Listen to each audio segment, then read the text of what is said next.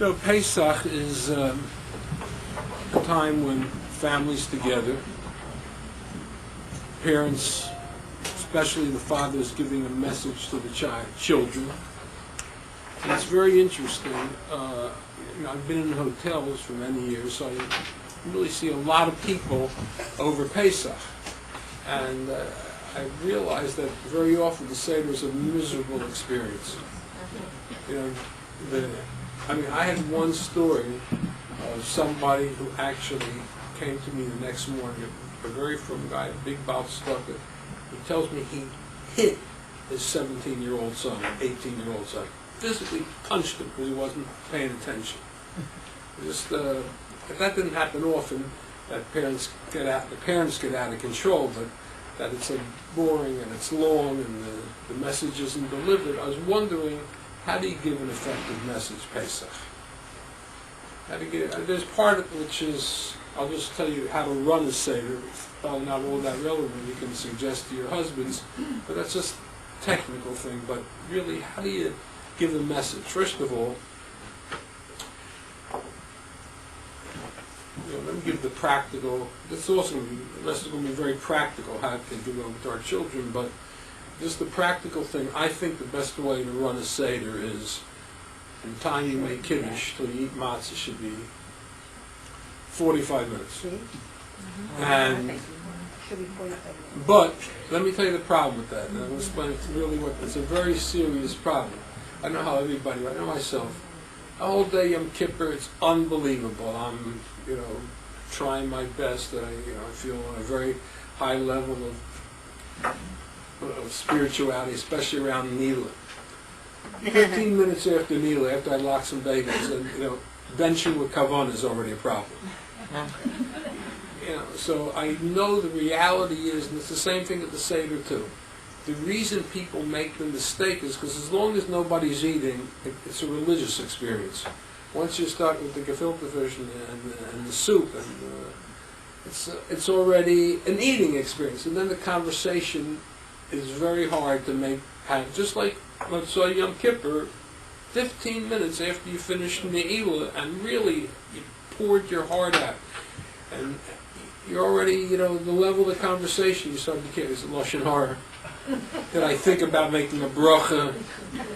Because once we get into food, we're in a whole different mode, in a whole different mindset.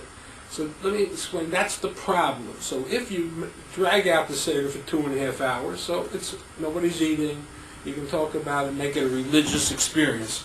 Once you get to food, then the conversation is Obama, real estate. You won't suspect anybody, God forbid, a Lashon Hara, but the dynamics around the Seder table become, at the best it's friendship, and at the worst it's less than that. That's the problem. And also, another part of the problem is, the children did a lot of preparation in school and they're being ignored in 45 minutes.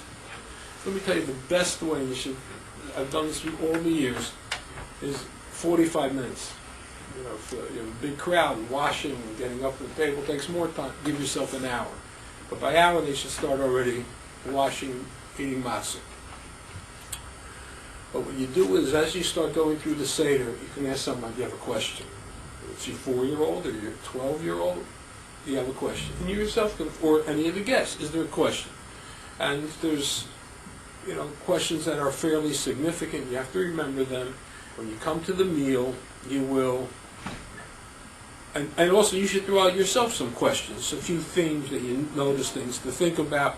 By the time you get to the meal, now give the children a little more time to tell over things they did in school, give each of them 6 or 7 minutes, and yes, they're okay with that. Everybody put a lot of preparation into it. Then you have to get up and so I say, this is the question that this child asked, or that I asked, or that the guest asked. Let's have a discussion on that.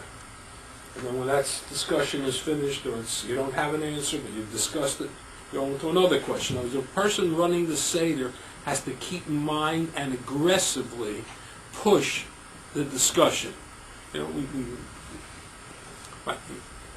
The guest asked the question, we owe him an answer, we owe to discuss. Or my son asked the question, we owe it, or my daughter asked the question. That's the technical way to run the Seder.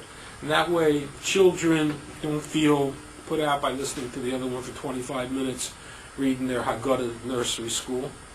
And also that, and also the guests have what to ask, but that has to be done during, but it's very hard to do that during the meal unless you decide to take control of the conversation during the meal. And sometimes, you have to be a little, you do it nicely, but listen, we're here because, it was a very good question my 8-year-old asked, and I want to now discuss that question. It deserves an answer. People will respond to that. And then, however, half hour, 40 minutes, it'll be more than adequate to deal with it. Some of the questions we don't know. Think about it. Pesach isn't over after the Seder. We have a whole Yom Tov to discuss some of those things. And then if you have older children, so I also did very nice. After you finish the Seder, you finish eating and then finish the Seder, you get around with if you go on the couch, start to some of the questions, and so, one by one they start falling asleep, which is a perfect way to do it. That's the perfect way to do it. But I tell you, it requires a lot of taking charge. You can assist your husband. Chaim asked the question. We owe him an answer. We owe him a discussion. He prepared so much in school. Let's hear a few of the ideas. Most of the people will respond to this. Okay, but that's just a practical matter that I think you can make it a pleasant experience. But still, how do you give over the message of Pesach? How do you give over? What's the goal of the Father? What's the message you're supposed to be giving over? So it's very interesting. The word we call the handbook, we call it Hagadah shel Pesach. The Pesach handbook. The message of Pesach. And that comes from the word Hagadah lebincha. The mitzvah in the Torah is you have to instruct your child. So that's why it's called Hagadah. But in all those who calculate the mitzvahs, and in the Hagadah itself, we don't say mitzvah aleinu lahagid, mitzvah aleinu l'saper. The sipur is a story. So we have two languages. One of them, we have the language of Hagadah, and then we have the lashon of sipur, tell a story. We say that a number of times in the Hagadah. Afilu kulanucha, even if we're all wise, as said, we know the whole Torah, mitzvah leinu l'saper. We have to tell over a story. Or hayu mesubna b'nei brak, hayu mesaprim. They were telling over the story. The Torah didn't say story. The Torah said Hagadah lebincha. So apparently, we have to understand why is it the Hagadah shel Pesach based on God. The name of the mitzvah is Sipur Yitzid, tell a story. The word Hagadah means a very tough delivery. Hagadah is Dvarim HaKoshim Kegidin. You have to give a tough message. Sipur is a story, is a softer message. So what is it? Is it a tough message or is it a soft message?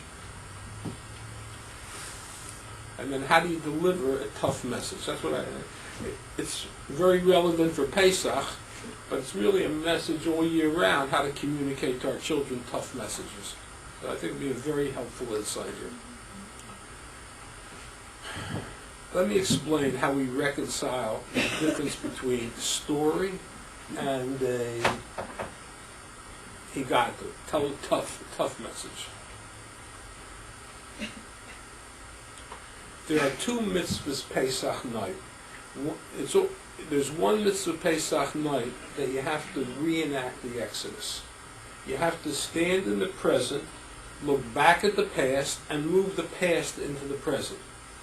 That everybody at the Seder should feel that they are witnessing, observing, and maybe, according to the Rambam, even acting out the Exodus from Egypt. A lot of people have customs of walking around the table with the matzahs on their shoulders, but the message we're making a commemoration. It's sort of, and when you tell a story, the difference between a story and just the recitation of facts, a story, if someone's a good storyteller, you feel you were there. A good storyteller means you are reliving somebody, you're watching what happened as opposed to just getting information. So there's one mitzvah that we have to reenact the Exodus, which really means something that happened thousands of years ago, we bring it into the present. Like we're having a play about the Exodus. What is Hagadah? What's the tough message? The tough message is that Rashi tells us that it's wonderful to say how we left and all the miracles God did for us and how grateful we are. That's wonderful. Wonderful. That's the story. However, there's a bottom line to the story. And the bottom line to the story is because of everything God did, therefore we have to undertake to do the mitzvahs. The Hagadah is the bottom line to the story. So there are two mitzvahs tonight. First, to talk about the sense of Exodus, the benefits accrued to us for that, God's involvement in this, and the second message is, okay, everybody's this, and there's a therefore. Because of all this, therefore we have to commit ourselves to do the mitzvahs. Specifically, that's what Rashi says in Chumash. Specifically tonight, we're not committing ourselves to do the mitzvah of Pesach, Matzah, and Maror. That's specific tonight. But really, it's for all year round, a commitment. If God did all this, I have to commit myself to Him to do the mitzvahs. That was the exchange for taking us out. So one thing, we look back and get very inspired and appreciate everything He did for us, and we try to really internalize as if we were there. And secondly, because of that, it's not just a lesson in history, there's a lesson with a bottom line called commitment. Which means that the father sitting at the Seder has to be able to, at the end of the day, give the children a message besides telling everything else and everybody having a lot of fun and everybody reenacting the Exodus. We're not finished until we say, therefore we're eating the Pesach, therefore we're eating the Matzah, therefore we're eating the Maror. And in general, it's even a larger commitment to that, like we know at Sinai. God introduced Himself, I am the Lord your God that took you out of Egypt. Therefore you have to accept my laws. That's the way He introduced Himself. He didn't introduce Himself at Sinai, I am the God that created the world. I'm the God that took you out of Egypt, therefore you have to do the mitzvahs. That's a message, that's the bottom line we have to do. That's a tough message. That's what I think is the Hagadah part. I know that's the Hagadah. Hagadah to Lebincha, tell your son, because of this, and Rashi said, because I will do his mitzvahs. For example, Rashi says, Pesach, Matzah, and Maror. That's the Hagadah part. The Sipur is the backdrop, the fascinating story of miracles and plagues and Hashem's involvement, doing it personally. That's a very inspirational thing. But there's a bottom line to it. How do we deliver the bottom line message? I say Pesach night is specific. We have to give the message, but all year we're parents. We are supposed to tell our children and give them some instruction, this they should do and this they shouldn't do. We're trying to give them some kind of moral compass and some kind of how do you give. Nobody likes to be told what to do or you must do this. The Rambam uses a very interesting word. He says, mitzvah, and this is on Hagadah to Lebincha, lahodia lebonim. You have to tell your children. Now that word in modern Hebrew, the word hodah, means to inform. Hodah in modern Hebrew means like sending an email, putting a sign up on that's a hodah. It's giving information. That's not the way the Torah said. The Torah says, Hagadah to Lebincha. You have to give a tough message, and all of a sudden he means you have to inform. So I want to suggest that the Rambam and learns like Rashi, the word hodah, the modern usage in modern Hebrew, the word hodah is nothing to do with what the Torah translates the same word.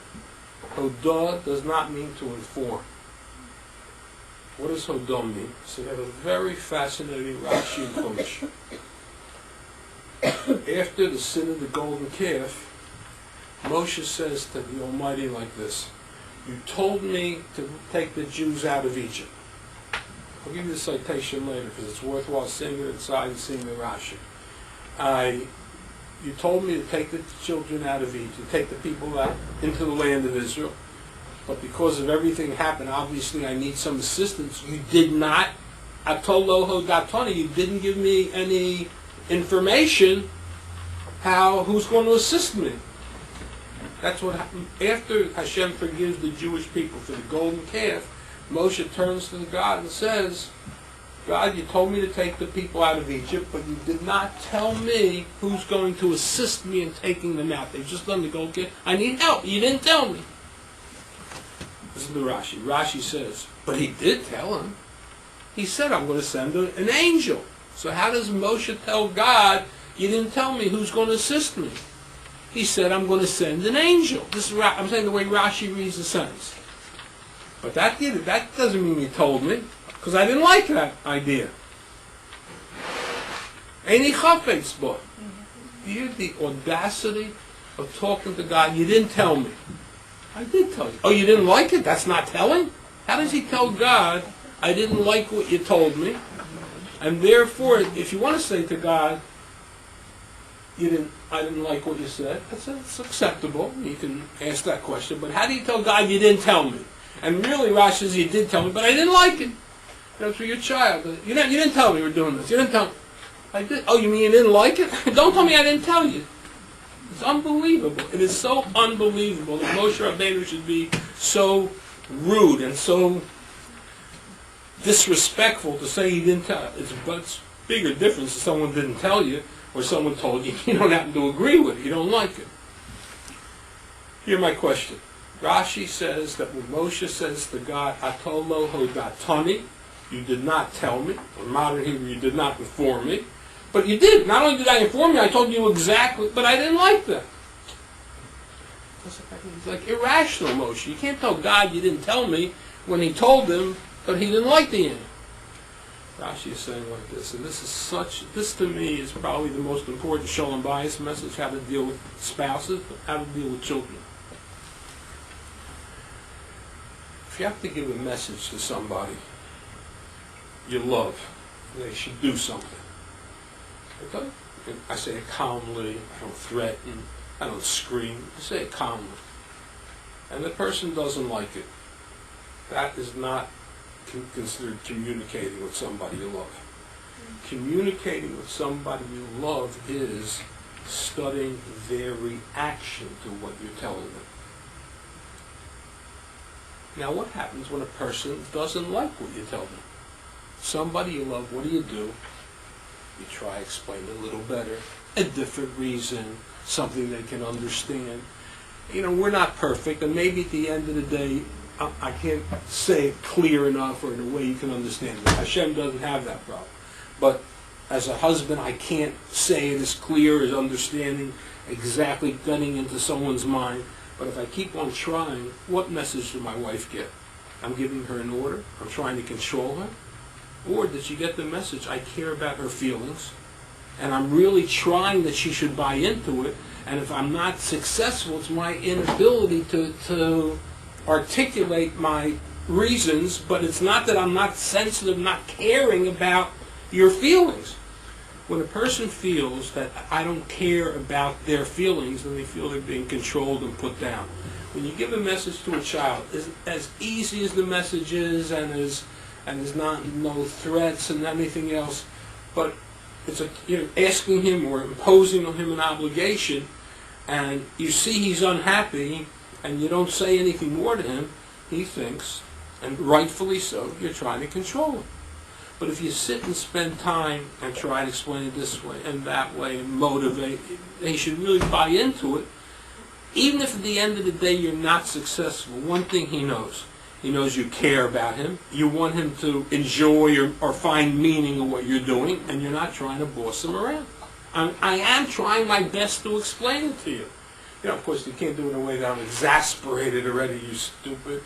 I really try, and I try this reason and that reason. At the end of the day, they still, even if I'm not successful, but I've taken away any feeling that my wife or child feels I'm trying to control. The word hodah is wrong. Modern word is not the way not Rashi in this sentence learns, or the way the Rambam learns. Hodah means, or the word yediyah means to connect to a person. Effective communication is connecting. I am trying to connect to you.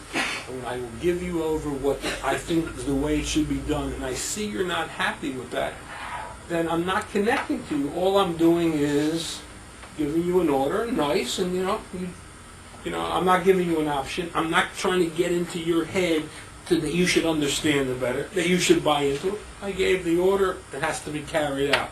That's a very intimidating, high-handed thing, and with somebody you love, that's totally improper.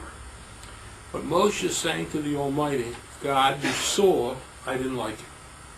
If I didn't like it, and you didn't come back and explain, then you were giving me a message, you were giving me a directed, and you were not connecting to me. Ein zu hodah, atolo hodatoni. The way you talk to somebody you love is you become sensitive to how they feel about what you're saying, and then what do? You try and make them understand, and you try many different ways. Sometimes you'll be successful, but even if you're not successful, there won't be any child that will feel my father's bossing me around. He's controlling me. See, I'm trying to explain that I'm going out of my way, and I'm coming from all different ways of direction to inspire you. And if I'm not doing it, it's my inability. But you know that your father's interested in your welfare. He wants you to buy into it. It's the opposite. If you buy into it, that he's not controlling you. So the effective communication is to study the reaction, be sensitive to the reaction of the person you're telling, and try and get buy-in from that person. And if you didn't make that attempt, then that's not connection. That's just giving an order. The word hodah means to connect. The word in Hebrew, yediyah, means connection.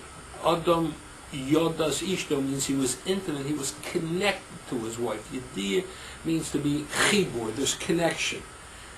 The mitzvah is mitzvah lohidiyah lebanim. It's a mitzvah to connect to the children. It's not to give them orders. Oh, you got to do this, you got to do that, you got to do the other thing. It's a mitzvah to get them to understand. Sometimes it's motivation in addition to that, but to try your best that they have to hear from you that you want them to buy into it, that you want them to want to do what you say. Because then if they want to do what you say, they're deciding they want to do it, and that's what I want. I don't want it to be my decision. I want it to be your decision. That's what Hagadah L'Bincha means. And now we have another thing. I told you it's a tough message. This is the only way you can give a tough message. The only way you can ever give anybody a tough message without creating animosity, fighting, or the tough message, if you don't do this, you know what that person's reaction is? Now they have a reason not to do it. When you give somebody, you should do this, and you don't give them a feeling you're sensitive and you want buy-in from them, then you've given them the first reason not to do it. You can't give a tough message without trying to get buy-in from somebody else. The mitzvah Pesach night, I said, there's telling the story, and there's another part, and that is delivering a message of obligation. You must do mitzvahs. We have to undertake mitzvahs, but that has to be explained, elaborated on, so the child will feel that you're concerned about the burden it puts on him, and you have to explain it's not really a burden, and why it's good for him. However, each child needs to hear that what he is doing is something which is really good. You know, children complain about everything. They get older, they know how to push our buttons. You know, you put them in a school which has longer hours. I don't want to do it. I want to go. I want to go to school that doesn't have school on Sunday. You're my house, I said so. I'm paying your tuition. I tell you where you're going. That's the general reaction. I don't owe you an answer. I'm paying your bills. You just do what I said. And you can say it a little clearer, a little less. It's understood already. You know, in the old days, those you understand Yiddish, you asked your father, why should I do this? Because I said so. That's the reason you do things, because I said so. That's not communication to somebody you love. Communication to somebody you love is you try to get buy-in, and that's because otherwise you are controlling them. you really are controlling them, and then you're giving them a reason not to do it. It's a terrible thing to do, especially if you love a person, you want them to do it, you are almost assuring that they're not going to do it. The notion of Hagadah Lebimcha is, you have to, it's a tough message, but it's lahidiyah, you have to get buy-in.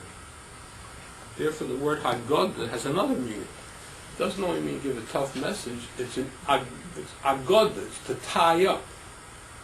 Eged means to tie, which means to bond with the children.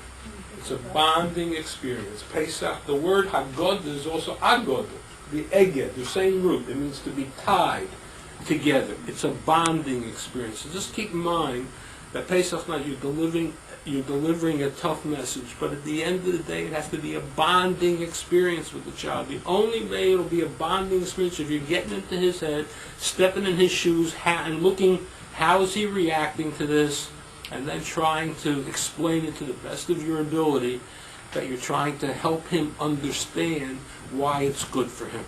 That's what we have to do Pesach night. I say it's not only a Pesach night issue, it's the rest of the year. I met with a couple recently that unbelievably holy people. Anything that a person should want from the Jewish people, that's who they are. Community responsibility. They're unbelievable people. There's some problems with children. Some of the children are off the derech, others are holy, but can't talk about something. So I started asking them, I respect you a lot. Maybe we could discuss, just because we should learn and tell other people how come we had these, had some problems with children. After speaking for a while, I'll tell you what came out, and I think it's the only thing that they did probably improper, which by their third son, which was about the fifth or sixth child, they already asked Rabbi Janowski, and he told them, don't do it. That they used to pressure the kids to go to shul on Shabbos. The kids didn't want to go to shul Shabbos. They pressured, no, you have to go, you have to go. And my answer to them was, if it comes down, I told you, first of all, you don't pressure ever, you motivate the child to go.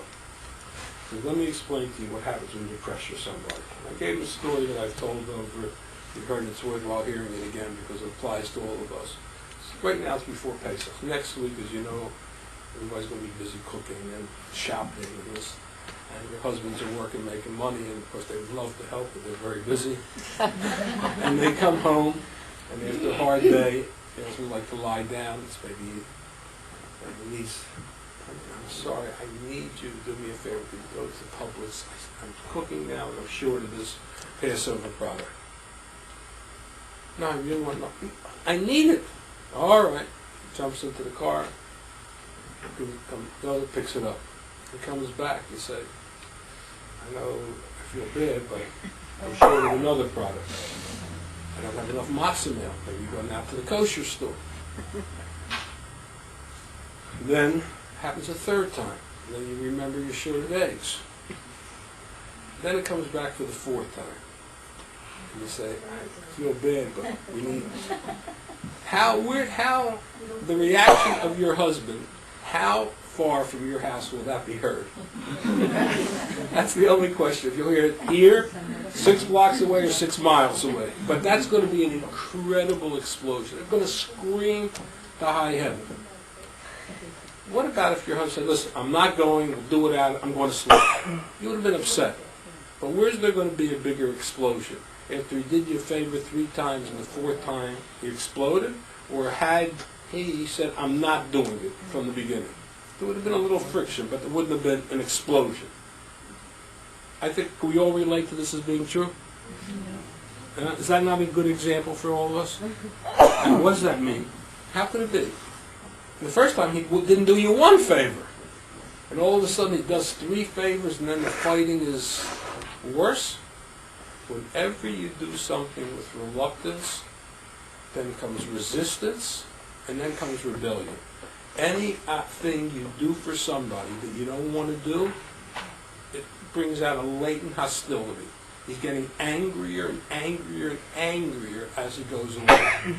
Pushing a person to do something they don't want is not making them more amenable and more involved and more committed to the idea. It's getting them angrier and angrier and angrier. Do we hear the logic of that? When I do something I don't want to do, I'm angry. The second time I'm getting angrier. At the end of the day, then I'll just throw it all up and I'll shout and I'll scream and I'll insult you. That's exactly not the way to communicate to children either. You can't pressure them to do it.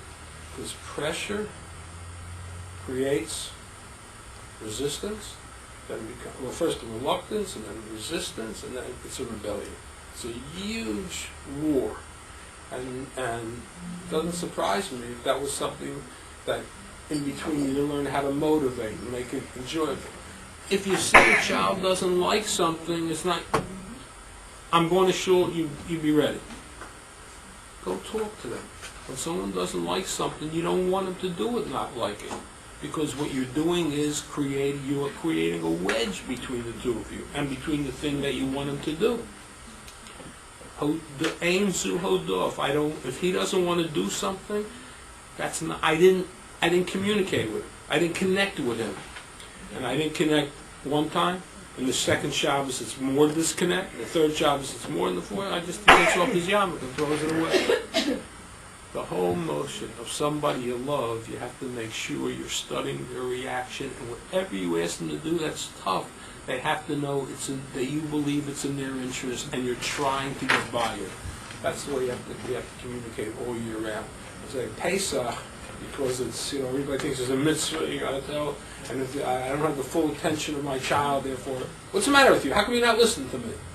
I told you, a very fine person punched his 17-year-old, I don't remember if it was 18, he might have been 18. He punched him, he got so frustrated. But it means he didn't understand the whole mitzvah. God to the mitzvah is not that you have to say and your kid has to sit there and just listen to what you say. You have to connect with him. Well, I can assure you a punch is a major disconnect. The whole notion of, and it's for Pesach and the rest of the year, we all have messages for our spouses, we all have tough messages, but we have to always study the reaction of the people we love when we deliver a message. And we study that reaction and we figure out how to get buy-in. Then even if I'm not successful in getting buy-in, if they know I care about them and I believe it's in their best interest and I'm trying to get buy-in, it's not going to create any hostility or any resentment. So at least, and by the way, sometimes if you try hard enough, you'll be able to actually be successful. That's the mitzvah. The mitzvah, you got it. It's a very tough message. We have to do mitzvahs. But what does a hodah mean? Hodia labana means to study their reaction to get buy-in. This first part, the story is a nice thing. You don't have to get buy-in. You just have to tell an entertaining story. You got buy-in from anybody because it doesn't create any obligations. That's entertainment. But when you're giving a message, therefore we must do mitzvahs, then you need buy-in. Buy-in means the only way you ever get buy-in from someone if you're studying their reactions. That's a very important rule beyond Pesach night, but it's specifically Pesach because you're an edge. I have to do this, and I have to make sure they hear this, otherwise I didn't do what I was supposed to. I'm not leaving the proper Seder. It's not about that at all. It's making a bonding experience with our children. Everybody should have a Chag Kosher Sameach. Thank you very much.